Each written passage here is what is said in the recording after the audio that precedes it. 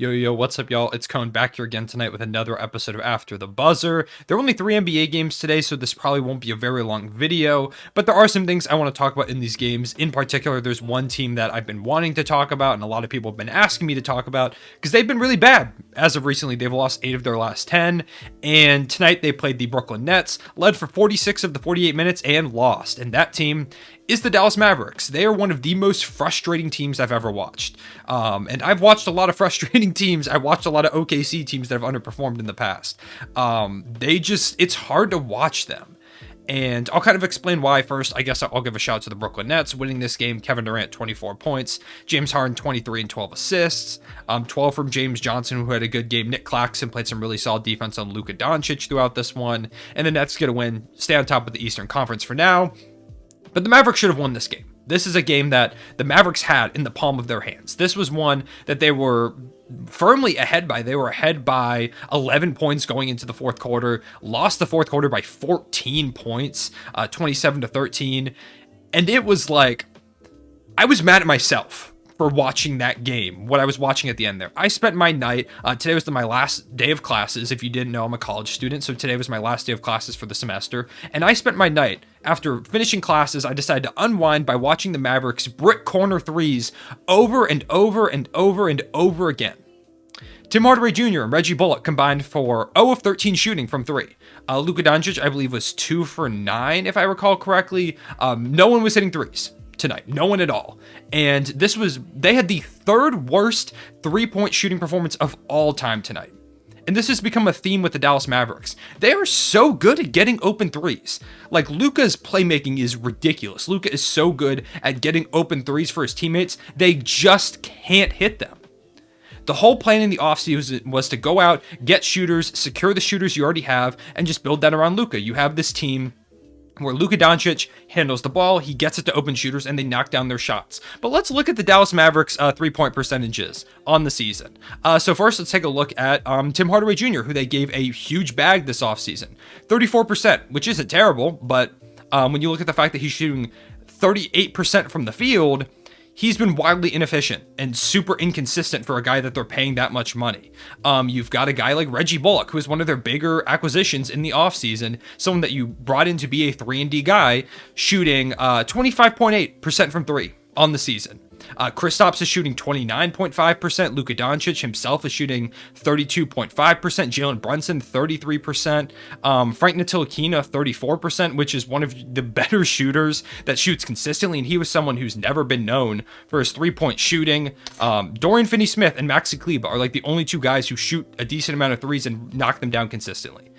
They went out and got shooters. Their game plan was to bring in 3-and-D guys and have this team of Luka and 3-and-D guys, and they can't hit threes. And they can't play defense, so what are they doing? They're just super inconsistent, and it's hard to watch them. There are some nights where they look like the best team of all time. If they're knocking down their threes super consistently, this Mavericks team feels like they could win the whole thing. And we've seen that in the past. We've seen it with how they brought the Clippers to the brink of elimination last year, and the Clippers end up coming back because the Mavericks went cold.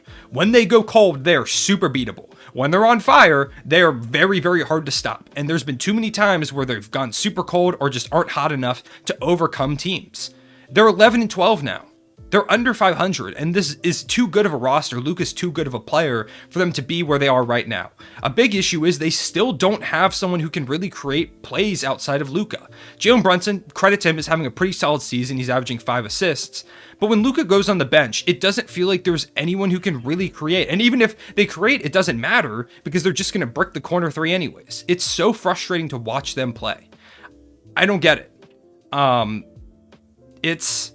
Something's not working, whether it's the roster construction, and I do think there are some moves that they can make. I think they need a better center. I think a guy like Miles Turner, who they don't really have the assets to trade for anyway, so it doesn't matter that I'm talking about this, but like a guy like Miles Turner would be a huge pickup for them. He would be perfect, bringing some rim protection. They desperately need some of that, and some consistent 3-point shooting at the center position. He would fix a lot of their problems. The problem is they don't have the assets to really go out and get guys. They've botched a lot of their draft picks recently. They had a mediocre free agency that really didn't help this team that much. They've done not much to help Luka and build this team up over the past few off seasons. They've had 2 first-round exits, and right now, with the way this Mavericks team is playing, they are 100% a first-round exit again.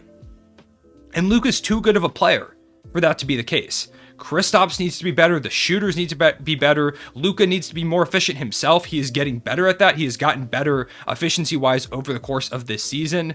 And with how good he's been playing overall, this is not his fault.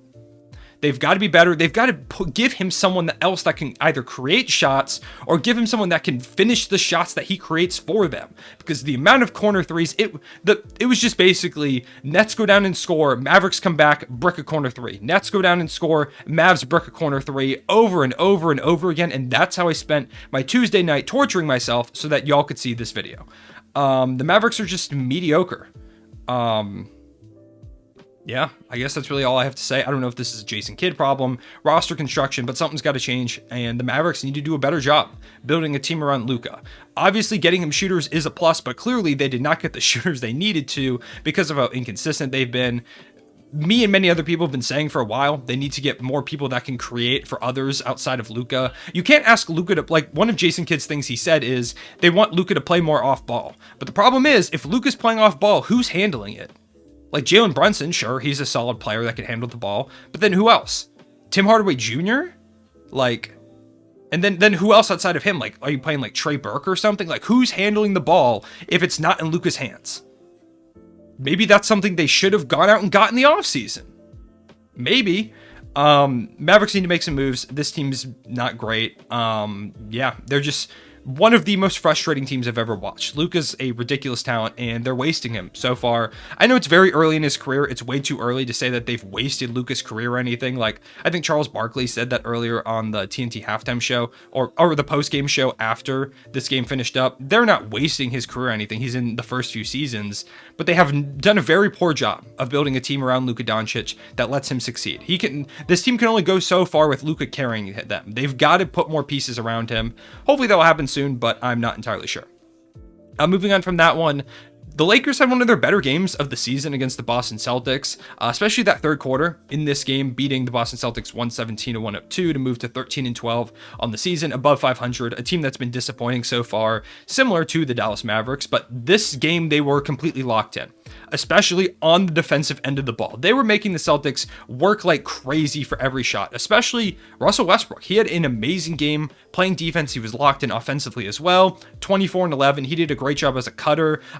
They had him rolling to the rim a lot, which I thought was a really good way to utilize him. He shot like 3 threes in the first quarter, and none of them went in, and it just felt like, here comes another game where they're not using players properly, and then he just kind of turned it up, especially in that third quarter. That's kind of become a theme with him.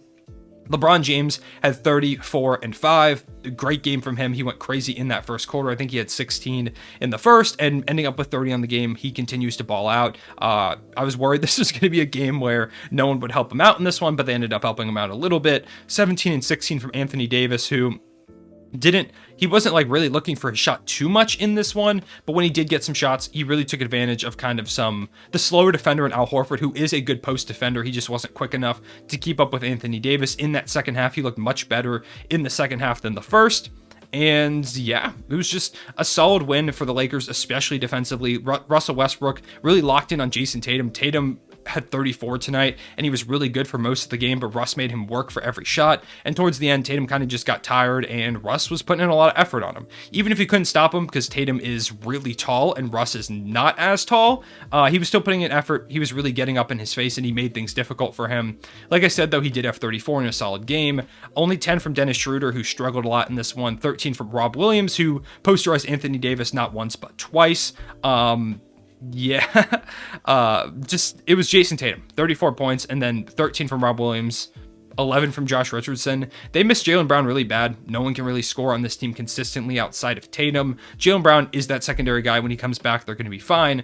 But for this game, it was just not in the cards. Lakers really locked up, and it's a big win for LA. Boston, hopefully they get JB back soon. And finally, the New York Knicks versus the San Antonio Spurs. If the Knicks lost this one, this video probably would have been about them with the way that they've been collapsing recently, but they won 121-109, moving to 12-12 in the season. RJ Barrett had a phenomenal game, 32-5-8. He was drilling threes, doing everything really well in this one, so shout out to RJ. This is the performance they need from him. They don't necessarily need him to score 32 every night, but they need him to be a guy that they can rely on to go get buckets. Otherwise, this offense kind of just falls apart. So a lot of kind of his development development is, because he's shown these flashes in the past, right? It's just a matter of, can he stay consistent? And if he can, his ceiling rises, and as well as his team's ceiling rises pretty high comparatively to what it is now. But of course, it is a matter of consistency. Julius Randle had 15, 7, and 7, 18 from Alec Burks, who continues to start at point guard, 16 from Emmanuel Quickley, 11 and 14 from Mitchell Robinson, 12 from Derrick Rose. On the Spurs side of the ball, Derek White had a pretty good game with 26, 6, and 7. He was a killer tonight. 15, 7, and 7 from DeJounte Murray, who kind of struggled shooting the ball a bit. 13 and 8 from Jakob Poeltl, 13 from Doug McDermott, 12 from Bryn Forbes, as the Spurs fall to 8 and 15. They've had some bright spots on the season. Like I mentioned, DeJounte Murray has continued to play great basketball. They're just not a great team, and this is a big win for a Knicks team that's kind of been reeling recently. Beating a team that is worse than you is what good teams do, and that's what they did tonight.